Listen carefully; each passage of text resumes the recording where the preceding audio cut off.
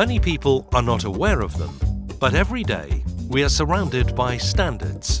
From Wi-Fi and 4G to connect to the internet, to the central heater in your house and the bank card you use for purchases.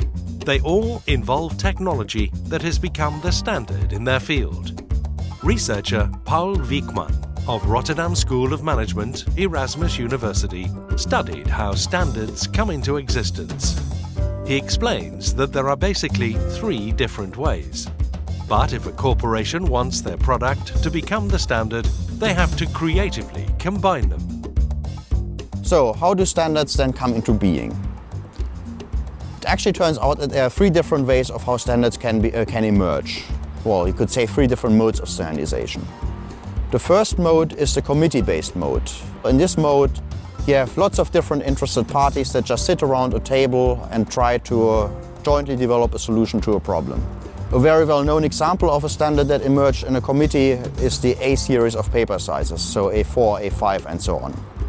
The second way in which standards can come into being is through a market battle. In this market-based standardization, you have different companies that all put their products onto the market and then basically compete against each other until one of them becomes the dominating one that supersedes all the other ones. And the classic example of that would be the VHS versus Betamax battle back in the 80s when home video was something new. And finally, you have government-based standardization, where the government basically just picks a solution and uses its hierarchical position to impose that on actors in the market. Now, increasingly we see that these 3 different modes of standardization become mixed. So if you look at trends, for example, like making things smart, so if you have smart cities, smart industries, if you look at big sustainability challenges, you see that actors from a lot of different industry sectors, a lot of different countries come together to set standards, and they all bring their own experience in standardization into this process.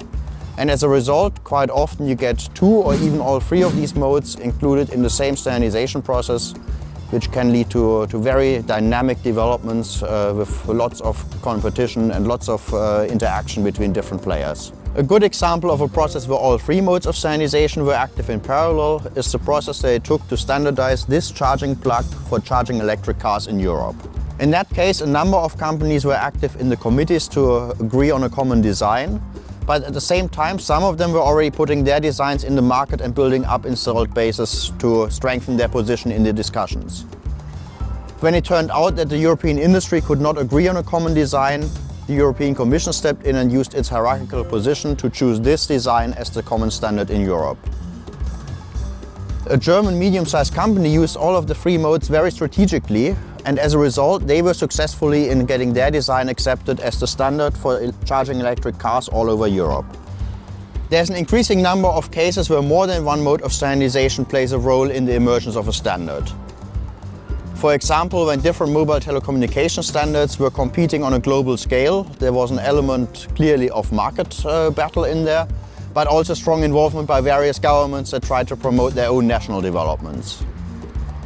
If you want to look at a case that involves both committees and governments, then look no further than the ISO shipping container. And a good example of a case that involves both committees and markets is the development of a common file format for office documents on your computer. So, what does this mean for companies? If you want to influence the next standard that's being developed in your industry to reflect your preferences, you really need to be aware of these 3 modes and how you can use them strategically. For example, if you engage in a committee, that can help to increase the legitimacy of a solution. If you bring new products into the market, that can really help you to build up an installed base.